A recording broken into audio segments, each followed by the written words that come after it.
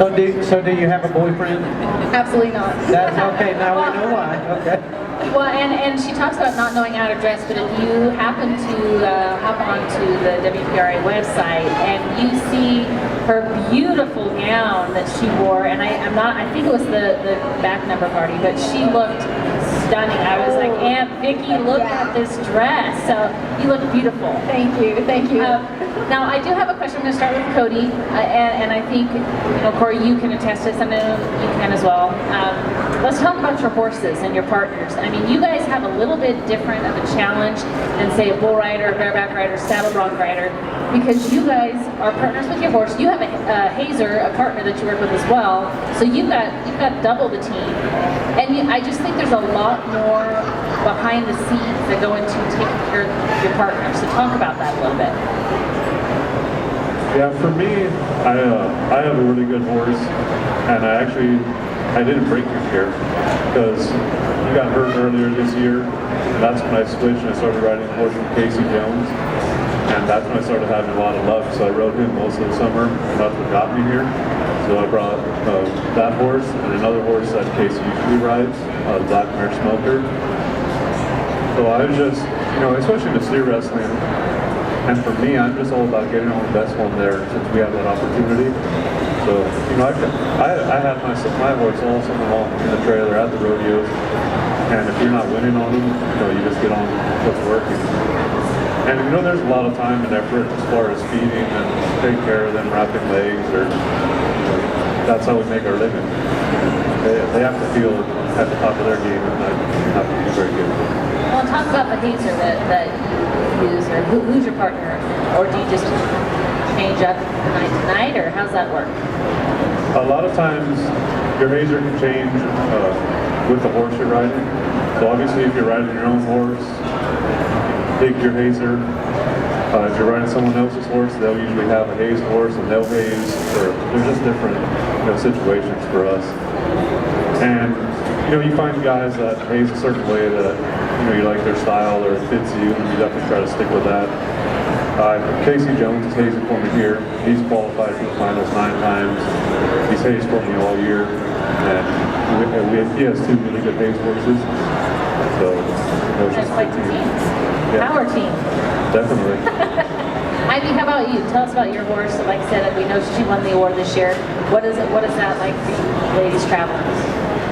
When it comes to barrel racers, it's kind of hard because you know that everybody's going to be doing the maximum care for them. And so everybody's got Mac Wave, everybody's got this, everybody's got that. They take them to the spa deal to put their leg, whatever.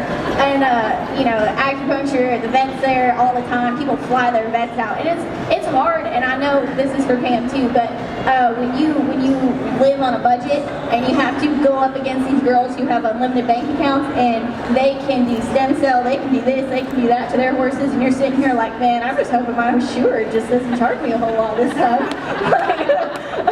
Please shoe my mare right so I don't have to go to the vet. But it's different. And as far as Tibby, I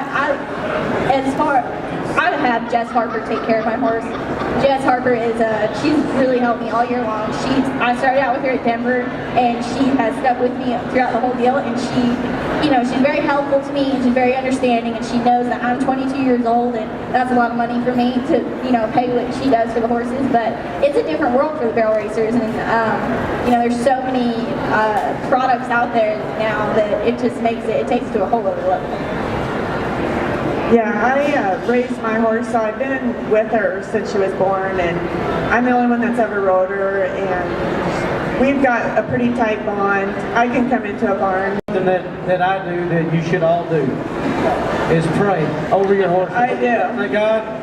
I pray very regularly. I mean, it helps, trust me. I believe it does.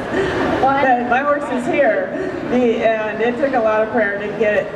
She was 3-legged a couple weeks ago, and I had 4 vets on the phone, And then she won the first round. And then look what happened. Yeah. Well, and you ladies also have, and I think, so I'll leave it to you guys to be the experts and share with our listeners and those watching.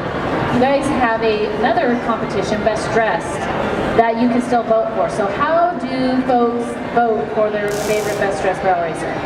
Is it on Facebook? I think it's on the WPRA website, WPRA.com.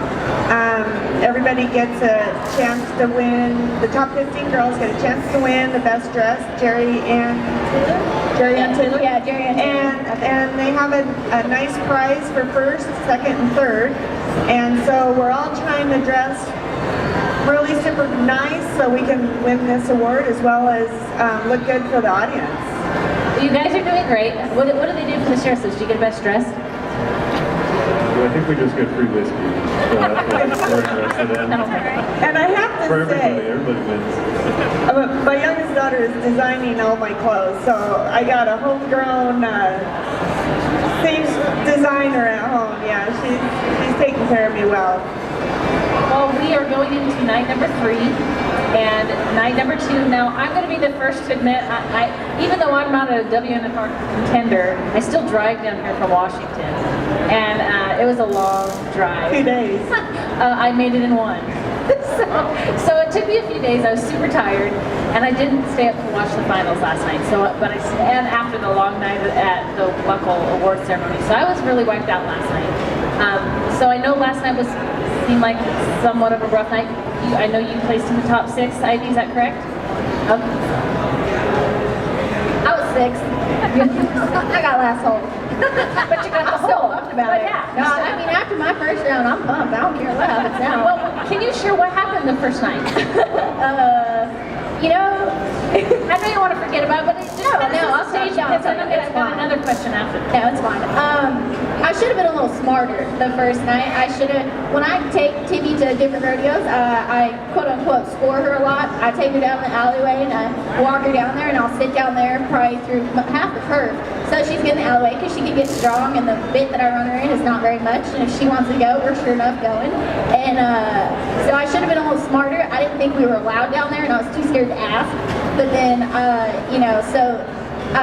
when I went down into the alleyway, she was real strong, and as soon as those flags went by in the wagon or whatever, she started shaking, like her whole body. And when she gets like that, it's a bad deal, because she got about that nervous at the American, and she did the same thing at the American. And when she gets nervous like that, she overtries, and she's too fast of a mare and too quick of a mare to overtry. If I can get Tibby to 70%, we're gonna win. If we get to doing 110, things are gonna happen, and they're not gonna be good. And so she was just really nervous, and I didn't know how to handle it. And so as soon as I went to go into the arena, she kind of sat back and lunged and smashed me against the fence. And so it was just a fiasco from the get-go. And I just didn't have my head screwed on straight. And so last night, I took her down there when they were on Saddlebron, and they were putting the horses in, and I sat through the tie down, and then they were putting the bulls in, and we sat back there and did circles, and I had her down there for about an hour. And she was way better last night, so I'm hoping that it's just going to get better throughout the week. How was your mare? Or your... No, we need to stay away from the gate until it's time to run. Yeah, she's not a rookie, and she knows her job. She knows when it's time to run somehow. I kept her pretty good in that alley, and then once you get close to that gate, the blood, you can feel her heart pumping. They get nervous, just like you guys do. Yeah, she knows it's time to run, and it's like, you can't stop them. It's like stopping a train. You can't do it. Once they take off. Yeah, once they take off, right? Yeah. Well, is there anything that you guys are going to do while you're in Vegas, kind of as a getaway treat for yourselves?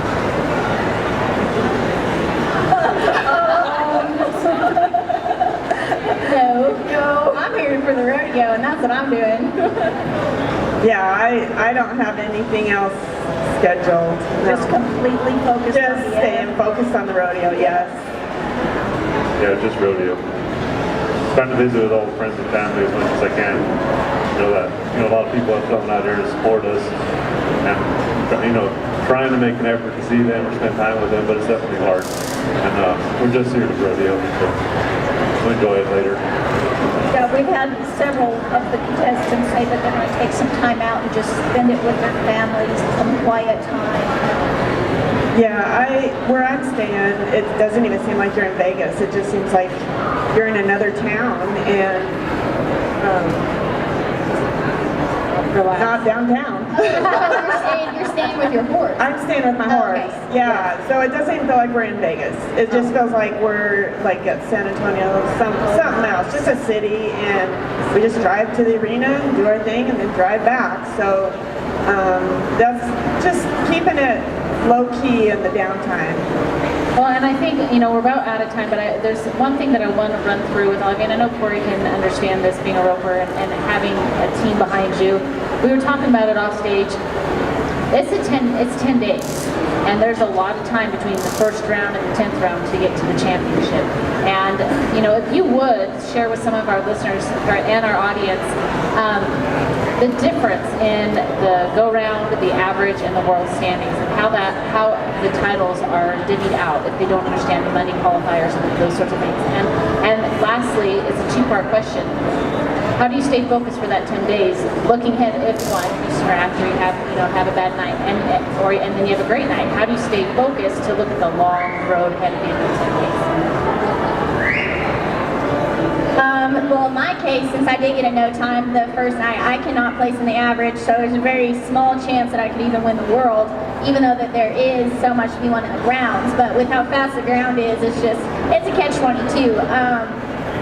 So for me, it's just a one go round each night. Like so I get to go for it every night, which is a good thing.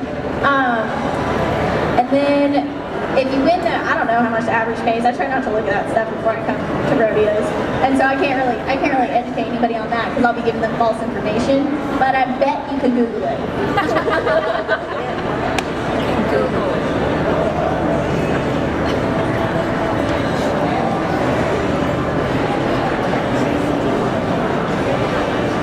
She's asking how the money works, how you win go-rounds, what the average mean, what the world standings mean.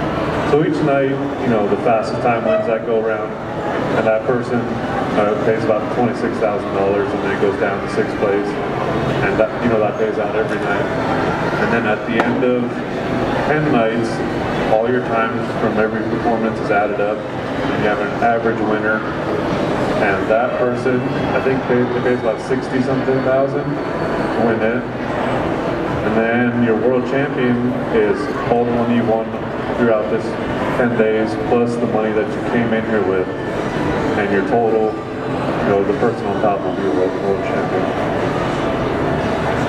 For me, I'm looking at wanting to get into that average, this marathon. I'm looking at, that was great winning the first go, but I'm looking for the big pot of gold at the end of the rainbow kind of thing. So I'm working every day to get closer to that and keep my runs clean and solid. Yes, and even if I don't place in every go around, just go out there and make the best run I can, because those times are all going to add up at the end of the week. Yeah, we're the opposite. I can just go for it every we're the opposite after the first go, right? Yeah. Well, like the good thing for me and what I enjoy about my sport is you have to go for it every time, every rodeo. I mean, especially like in some of the roping events, you might be able to take another swing or safety up. And definitely in the steer wrestling, I mean, it's all out every time, because if you try to be safe on the barrier, you're going to go down a long ways and it probably won't work good. You try to slow down, that steer's going to probably take advantage of you. So, it works good for me, because every time I nod my head, it's, as aggressive as you can be, going as hard as you can. There's no other option. What do you think about these guys up here? Pretty amazing. Yeah, I'm so honored to be with you guys, and I just, being a pastor, the Bible really talks about submitting yourself to God, and He'll give you the desires of your heart. And I just pray that you get every desire of your heart, whatever it is. And obviously you wouldn't be here if it wasn't for a world title. And so having that, and I teach that to a lot of college kids as well as professionals, just having that attitude of not going in there in fear of hitting the barrel, in fear of breaking a barrier or missing your steer, but just having that confidence of, what, I've done the preparation, I've done the practice, now it's time to go out and do what you guys have qualified to do, which is to be the champ that you are. And so I say go for it. And that is all the time time that we have for today. And I think, thank you, that was a great way to end the show. I want to ask you guys to give these competitors a round of applause for making it this far. And stay tuned and watch them live, or if you're going to the event. I thank you guys for your time. We will be back tomorrow. We have a special presentation tomorrow. We have trick riders coming in that are competing for the National Trick Riding Competition. And before we step on the stage, I just need a show of hands. Who's going to be here the 8th, 9th, and 10th? Okay, Maria, keep your hands up. Maria, where are you? I don't know where you are. Keep your hands up. Pick a winner. One of you guys with your hands up. Wait, actually, I'll do it this way. Yes, anyone that has their hands up, they get 2 free tickets to the Sin Show. Actually, pick 2 because we didn't do it yesterday. I'll get them to you. So thank you guys for coming, and we will be back tomorrow at noon. Have a great day.